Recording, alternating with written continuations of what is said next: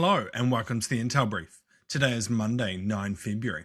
I'm your host Daniel, and today we're going to talk about one of the UK's Prime Minister's aides has quit over part of the Epstein-linked files that talked about him, an arrest in Dubai after a shooting of a Russian general, and the Venezuelan opposition leader, Guanipa, I don't know how to say that, sorry, kidnapped after his release.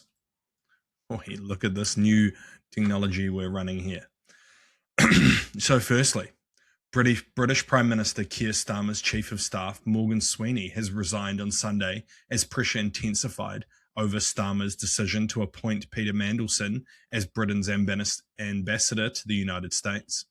The departure deepened the political crisis for Starmer after newly published US documents raised questions about Mandelson's past relationships with the late convicted sex offender Jeffrey Epstein. So what? I talked about this yesterday in a video, so over on the HM Intelligence YouTube channel. So if you want to learn more about Mandelson's links to Epstein, make sure you go check it out because there's some pretty damning stuff in there for him and for the British upper class as a whole. But this is unsurprising. I think there's going to be some significant fallout here for the Prime Minister. If he manages to keep his job at the end of it, I will be surprised. As it's pretty clear, he knew about Mandelson's links to Jeffrey Epstein when he appointed him as the ambassador to the United States. So, he knew of his linkages to a sex offender and still was like, yeah, nah, he's the one for the job. Pretty shit stuff coming out of the British upper class. So yeah, hopefully something more comes here, but we'll have to wait and see. And next, the man suspected of shooting the senior Russian military intelligence officer, Vladimir Alexeyev, in Moscow has been detained in Dubai, Russia's Federal Security Services said on Sunday.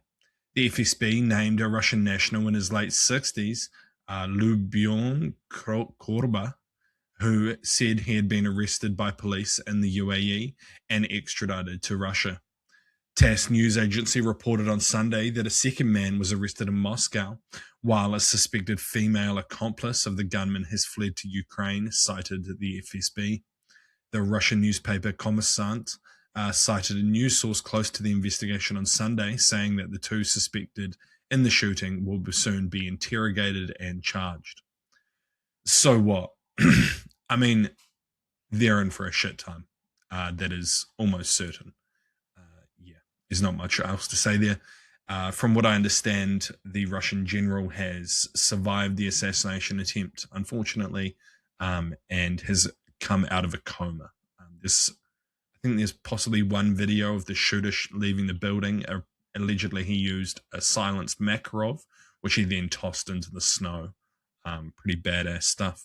But yeah, it's unclear how they managed to identify him in the UAE and, how they're bringing this all together. But I'm sure anybody with any possible linkages to this assassination attempt will be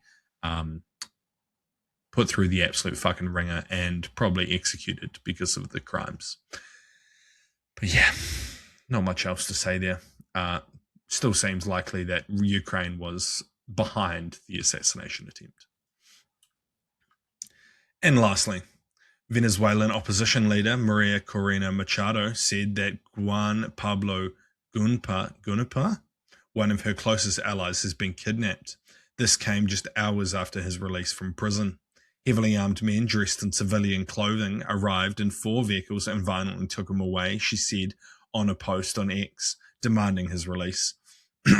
A close ally of the Nobel Peace Laureate, Machado, he had been held in a detention facility in the capital since May 2025. He'd been accused by the Interior Ministry of leading a terrorist plot to sabotage the legislative election that same month. His son posted on social media that which he described the kidnapping as an ambush by 10 heavily armed, unidentified men. So what?